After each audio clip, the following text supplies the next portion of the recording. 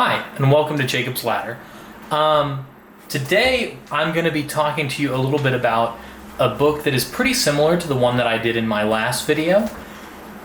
This is an Oxford Book of Common Prayer with the Holy Bible and the Apocrypha in the New Revised Standard Version published by Oxford. So again, this is a Bible and prayer book combo, but it's very different from the other one. And I'll maybe compare those two for you. So here is the one that I reviewed recently, that is the 1928 Book of Common Prayer with the Holy Bible in the King James Version, or the authorized version of the Bible. And this one is published by Anglican Parishes Association. It is bound in genuine leather. I don't know what grade of leather it is actually. It's not the greatest thing in the world, but it's actually a lot better than a lot of cheaper leather products that are like bonded leather or something. So it's better than that. It's got a nice flop. It lays flat well. I really like this, and it's my daily driver for daily office. So check that out if you're interested in that. But you can see they're similar sized. This one's a little bit smaller, the Oxford. This one is a bit taller. In terms of like width, they're basically the same. So not much different there. Oxford is obviously a bigger name in terms of publishing, especially for Bibles and their NRSVs and things like that. But this Oxford edition is, like I said, it's the NRSV, so the New Revised Standard Version. The other difference, though, is that this is the 1979 Book of Common Prayer. So I received this as a wedding gift back when my wife and I were members of the Episcopal Reconquista movement as part of the Episcopal Fellowship for Renewal in the Protestant Episcopal Church in America. And the Episcopal Church, if you don't know, uses the 1979 prayer book. Now, I'll just be frank. I'm not really here to talk about the theology of the book too much, but I don't think that the 79 prayer book is just all bad or anything like that. It's not my favorite prayer book. I think that the liturgy is good, especially Rite 1, which is very similar to the 1928 prayer book, Communion Rite.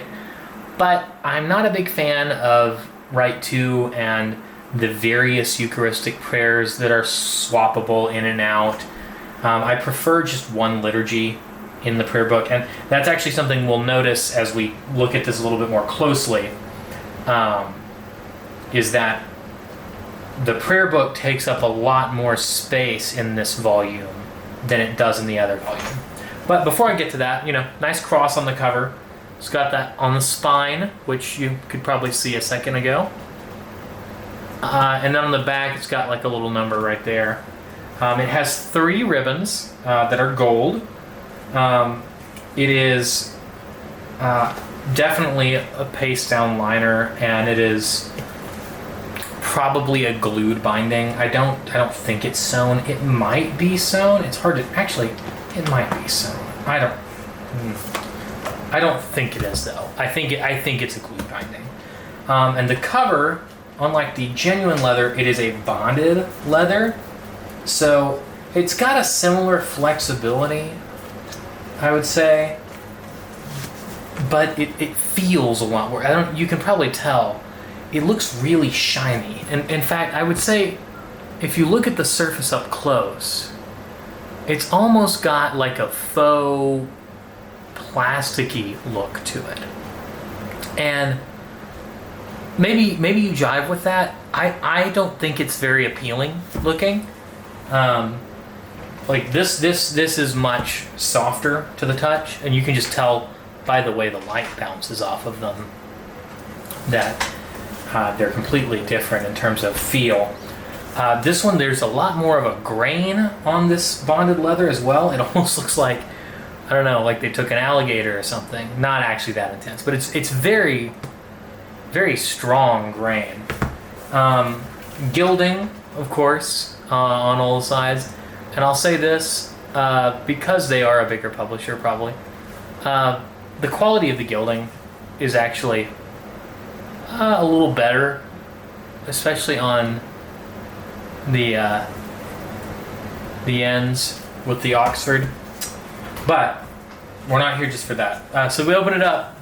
We've got some presentation pages. These are better presentation pages. They are on cardstock as opposed to kind of a glossy material that the other one has. So you can actually write on them. And then you get right into your Book of Common Prayer. Another difference. This does not really like to lay flat open. Once you get into the middle, you can kind of do that. And to be fair, I haven't broken this one in as much as, the other one did because I'm now in the Reformed Episcopal Church. But I mean, I can open to the morning prayer and boom. I can go to the very beginning of this and still read it with it flat. And this one, you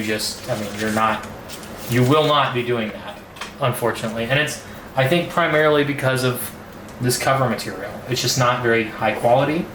It's not very comfortable to hold. It feels like plastic, and it doesn't lay flat.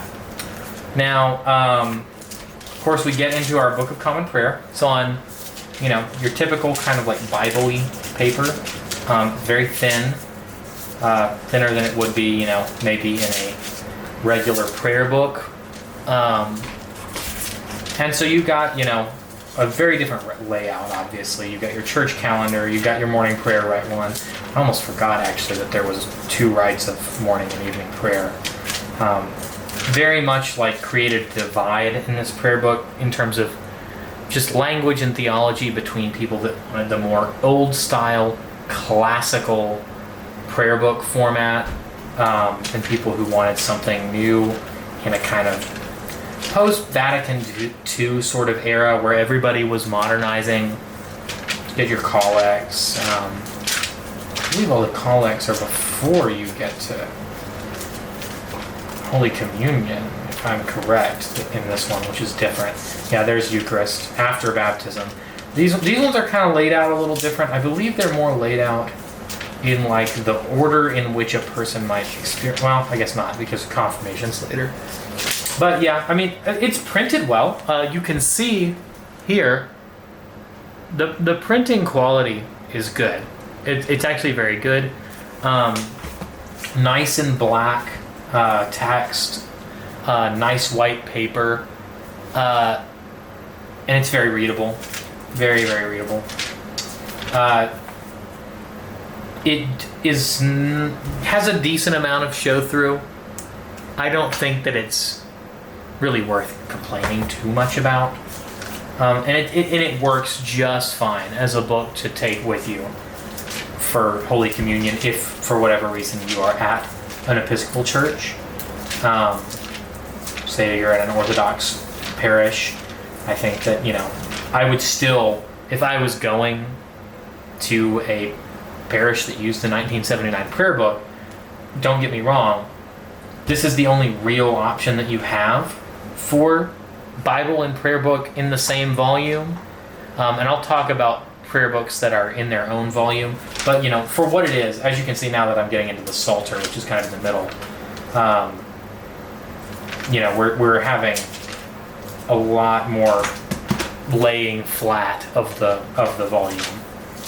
And you get into all your, different readings and things. Those are in the back in the 79 prayer book as opposed to in the front with that. And then you eventually transition into there's a couple of blank sheets of paper printed in Korea, and then you get into the Bible, which is containing the Old and New Testaments with the Apocryphal / Deuterocanonical books, New Revised Standard Version, Oxford University Press, New York, nice and bold. Get into this. You've got table of contents. You've got alphabetical table of contents, abbreviations for everything, some different notes and what they mean, a to the reader note from the translators, measures and weights table, that's a nice one, measures of capacity and length and Old Testament and New Testament versions, and then we finally get into the Old Testament. And here's what the text block looks like for Genesis. Bold title at the top. Unlike, well, actually, let me see. Let me double check this real quick. Yeah, okay. So, and I'll show it for comparison in a moment. In this text block, one of the differences is it's double column. There are no references. So there's no center column or bottom references. You've got your title of the book that you're reading up in the corner, but no description to the side of it. You'll have your page number. Instead, you'll have section headers, basically. So chapter 2 begins here, but then we have, another account of the creation. Coming down to here, we have the first sin. And so chapters can have multiple sections. You'll see like Sodom and Gomorrah is in the middle of chapter 19, and then the origin of Moab is in a different section of the same chapter. So you have these little headings that kind of break up the text a bit more in terms of what stories or sections you're reading here, as opposed to the KJV text in the other edition that I have, where it's got the center column references and it's got the titles of your, or really the subject matter header of your section is up in this area right here. I'll remind you what that looks like really quick. So you'll see right here, we got Daniel and we got Jehoiakim's captivity of Daniel and Hananiah, and then same thing over here.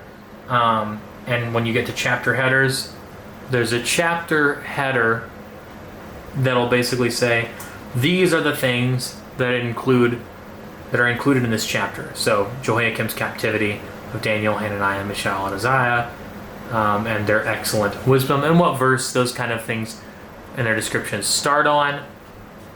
But you're not going to see it throughout the text. It's just going to be at the beginning of the chapter. But, that's not the worst thing ever. Now, while you don't have verse references, so chain references, what you do have are textual footnotes. There we go. Textual footnotes on the Hebrew and Greek at the bottom of the page. It's kind of a shame. Those textual footnotes are included in the other edition with the King James as well, except you also get chain references. I really have found, the older that I get, that chain references are my favorite study tool, above even like commentary sometimes. And so while I think it's fine to have a moment where you can just dwell with the scriptures and just have the text, I think that's actually really beautiful in a lot of ways. But it's not my preferred way to study and actually get in depth. I like to have chain references and to see how things connect. Now, of course, like our good old King James version, and you'll see there's a different format for poetry in the Psalms, where it's a little more broken up into paragraph format. In fact, you'll see, generally speaking, with this, the verses in the NRSV are not in paragraph format. There are paragraph breaks in various places, but the verses are all within the paragraph. So it's not splitting them up. Whereas in the King James, traditionally you will have each verse have its own paragraph, which is usually better for things like preaching and study of verses and sections. Whereas this is often, I would say, better maybe for like just reading, just straight reading. But they do both have the Apocrypha, of course, being as they are Episcopalian / Anglican.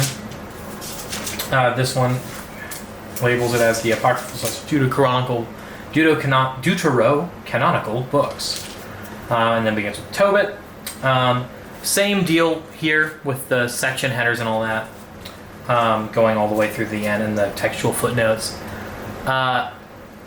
Because there's no cross-references, you don't have the issue you have with the Anglican Parishes Association version, that kind of the cross-references don't work for, the rest of the book the same way they do with the Apocrypha, or vice versa, rather. The other thing about, I will say this, I didn't mention this in the other review, another thing about the Apocrypha here in the King James is, because this is not the way this version of the King James would have been printed originally, this text block, in the top of the apocryphal books, it just says Apocrypha rather than referencing the events contained in those chapters. But here you get those headers, so we can see in Tobit we have Raphael's rages, Raphael's exhortations, all that kind of stuff. And then, of course, after we go a ways, we find ourselves past the Maccabees. But I will say this too, because this is an Oxford, there's actually more apocryphal books in here than there are in the other one, the 28. It's got that one just has 1 and 2 Maccabees. This has 3 and 4. It has the other, all that kind of stuff. And then, of course, we get into the Gospel according to Matthew, which is great, of course. And going to the end of our Bible, we'll skip that. Get some blank Bible paper and a couple of pieces of cardstock paper. And again, no maps. And then we're back at the back. So that's kind of the overview of what's in here and how it's made. I told you I was going to show you this. So if I can get to the beginning of Genesis, just to show you how different this prayer book is. So this section here is all prayer book, and then the rest of this is Bible. So when you look at it, almost half of this volume is just the prayer book, the 79 prayer book. Now, compare that with this volume. This portion that I'm holding up at the top represents the 28 prayer book.